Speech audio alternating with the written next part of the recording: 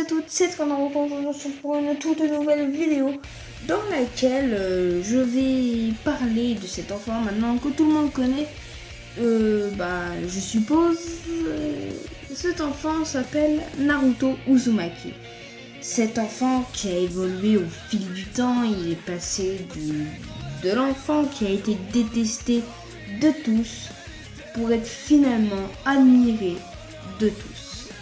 Et voilà, il est parti enfant, il est vraiment parti dans un monde où il n'a pas été élevé par ses parents, où il a vraiment été détesté par tout le monde. La seule personne qui le connaissait et qui lui a donné son bandeau de ninja qu'il a aujourd'hui tout le temps, c'est Iruka Sensei. Cette personne qui a vécu la même chose de Naruto. Et d'ailleurs, on l'apprend au moment où Naruto tue tout simplement Mizuki. Nous l'apprenons ici. Naruto a été important dans cette histoire parce que vraiment il s'est battu, aussi parce que c'est le personnage principal bien sûr. Il s'est battu, il a toujours voulu aider ceux dont les autres personnes ne voulaient pas. Ça a été en fait Naruto, c'est comme une philosophie. Il a aidé les personnes qui étaient dans le mal pour les ramener vers le bien. Et tout au long de l'histoire, c'est ce qu'il veut faire à Sasuke. Mais comme Sasuke, il est vraiment obstiné par l'objectivité de tuer son frère, a tout simplement sombré vers le mal en s'habituant tout simplement à cette raison. Donc il l'a tué et a continué de vivre dans ce mal qu'on connaît aujourd'hui, l'Akatsuki. Il a rejoint l'Akatsuki pour après rejoindre un autre groupe, Taka. Ce groupe constitué de Jugo, Karin et je sais plus, l'autre là, le garçon manqué. Il a vraiment,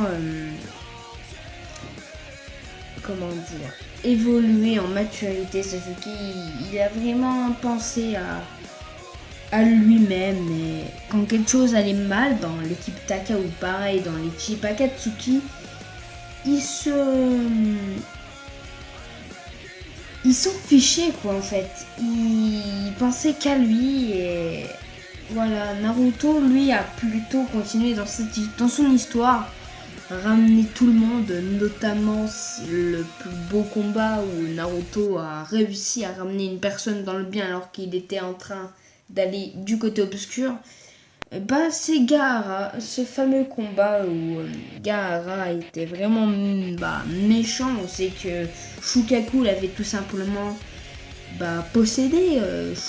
Gaara ne se maîtrisait plus, c'était Shukaku qui était en lui. Et Naruto a réussi à se battre, le ramener, se défouler tout en ramenant une personne à le bien sans le tuer. Et ça, c'est ce que Naruto a toujours voulu faire, ramener les personnes de son entourage vers le bien. Et ça, vraiment, ça a été vraiment magnifique au cours de l'histoire, parce que voilà, moi, à mon avis, comme vous l'avez sûrement deviné, j'ai accroché du début à la fin de Naruto. À chaque fois qu'un épisode sortait, pour moi, je suis le premier à le voir, quoi. Enfin, après, c'est peut-être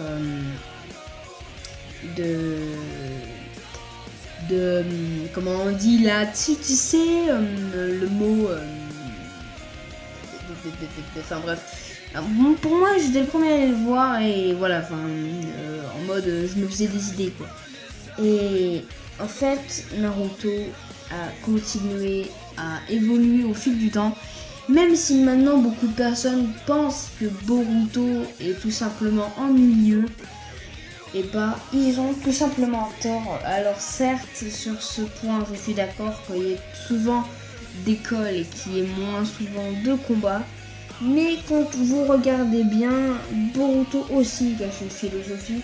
Car en fait, il veut tout simplement, comme beaucoup de personnes l'ont deviné, Boruto veut tout simplement ressembler à Sasuke et pas à son père. Parce que voilà, en gros, ce que j'essaie de vous expliquer, c'est que Naruto, lui, essayait de ressembler à une personne qui faisait le bien. Notamment le premier Hokage, Hashirama, ou bien son père, tout simplement, qui était Hokage. Que ce soit Hashirama, Senju ou bien Minato Namikaze, son père. Naruto a toujours voulu devenir Hokage. Et Boruto, lui, a toujours voulu se rebeller, toujours être de l'autre côté de ce que son père voulait qu'il soit, quoi. Et puis, j'ai bien aimé ce côté où Boruto se battait, trichait tout simplement pour que son père le voie, pour se faire remarquer par les autres, comme Naruto avait essayé et a réussi de faire tout au début de l'histoire. Il a été rejeté par tout le monde pour finalement être accepté par tout le monde comme héros. Et vraiment, ce que moi j'ai bien aimé, c'est que Boruto a totalement raison sur le fait qu'être Hokage, ce n'est pas penser qu'à soi-même. Ce n'est penser qu'à soi-même. Boruto a toujours eu cette envie de détester son père sur le fait qu'il ne passait même pas assez de temps avec sa famille. Et ce fameux moment où c'était l'anniversaire de Himawari, donc la fille de Naruto et la petite sœur de Boruto.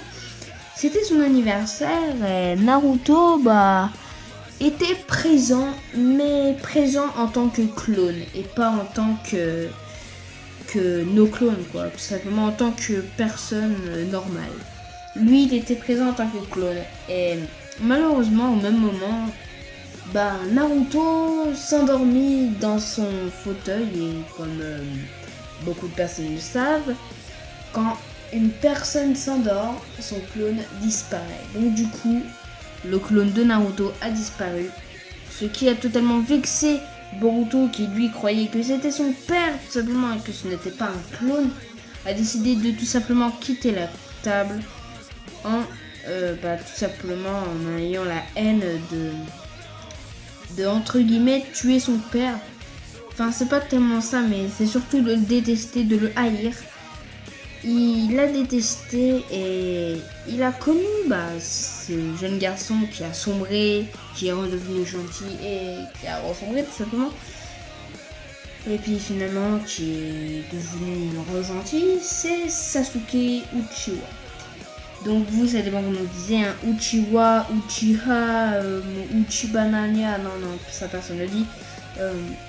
Il s'est battu et au moment où Boruto l'a rencontré, il a tout simplement été impressionné et il a voulu le suivre la nuit en pensant en voulant tenter comment était fait Sasuke. Et il a essayé de faire des attaques surprises, plusieurs attaques surprises. Mais bien entendu, Sasuke les a toutes évitées à l'aide de son Rinnegan. Et non pas à l'aide de son Sharingan comme beaucoup le confondent. Donc je vous redis les Gan qui existent. Donc il y a Byakugan, Tenseigan, Sharingan, comment ça s'appelle, le Mangekyou Sharingan et le Rinnegan tout simplement. Enfin je crois que je l'ai dit mais bon c'est pas grave. Et Naruto a grandi au fil du temps, a su que c'était tout simplement son rôle de devenir Hokage, même si à un moment il se défoulait un peu parce que voilà quoi, signer des papiers dans un bureau c'était pas trop ça, être un Hokage. Pour lui être Hokage c'était surtout protéger le village comme son père l'a fait à l'époque. Et Boruto a appris au fil du temps tout simplement que être Hokage, c'était certes pas penser à sa famille tout simplement respective, mais de penser à sa famille entière, qui était tout simplement le village entier. Et ça, il a eu du mal à le comprendre, notre cher Boruto, parce que voilà, être Hokage, c'était pas que aimer sa famille, c'était aimer le village dont il devait à tout prix protéger. Et s'il passait son temps à signer des papiers, tout simplement, il suffit de mettre pause à chaque fois qu'il signe des papiers. Et à un moment, vous allez voir des choses écrites, notamment ce fameux Okage, un truc comme ça, enfin Okage Assorted. Il y a eu les sous-titres à un moment, si vous le regardez en anglais, enfin avec les sous-titres anglais et puis les voix japonaises, il y a tout simplement marqué Okage Assorted, donc tout simplement être assorti un Okage. Et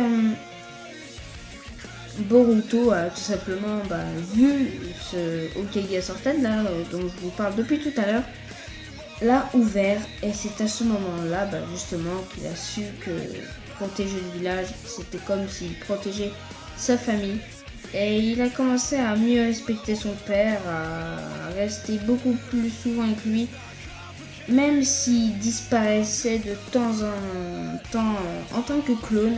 Boruto le comprenait largement mieux, et il a commencé par adorer son père, et finalement il partit en mission. Naruto a commencé à être enlevé tout simplement par Kaguya, donc Kaguya, la mère entre guillemets du clan Otsutsuki. Puis ce clan Otsutsuki avait tout simplement comme but de rattraper tout le chakra de tous les ninjas du monde pour en faire un seul, inclus tout simplement dans le corps de Kaguya. Et Naruto, ayant confiance en son fils Boruto, lui passa tout son chakra. Donc tout son chakra, quand Naruto passe tout son chakra à quelqu'un, c'est forcément pour le Rasengan, l'orbe tourbillonnant pour ceux qui aiment bien Naruto en français. C'est tout simplement l'orbe tourbillonnant. Voilà, donc beaucoup le savent, Boruto n'est pas très doué pour les orbes tourbillonnants. Donc du coup son père lui a passé sa moitié de chakra tout simplement pour l'orbe tourbillonnant. Donc voilà, il lui a passé son orbe tourbillonnant en pensant vraiment très fort à son père. Et voilà, il a tué Kaguya. Il a tout simplement tué Kaguya. Kaguya qui est un dieu tout simplement. Boruto l'a tué avec son orbe tourbillonnant de son père fusionné avec le sien. Et il lui a donné un petit truc à cet orbe tourbillonnant qui lui a fait tout simplement une rotation qui a pu absorber tous les autres chakras tout simplement. Et à la fin d'avoir tout simplement tué ce dieu, Boruto a tout simplement découvert un nouveau pouvoir, une sorte de losange ou un carré bizarre au creux de sa main qui se développera de fil en fil tout simplement. Et je pense que vous connaissez ce début de marque qui finira par être la marque habituelle que l'on a vu au tout premier épisode de Boruto. Donc sur ce, les amis, j'espère que cet épisode, surtout que cette vidéo vous aura plu. Si c'est le cas, n'hésitez pas à liker et à s'abonner seulement si ça vous a plu. Et moi je vous dis à tout à l'heure. C'était Naruto. Bye bye.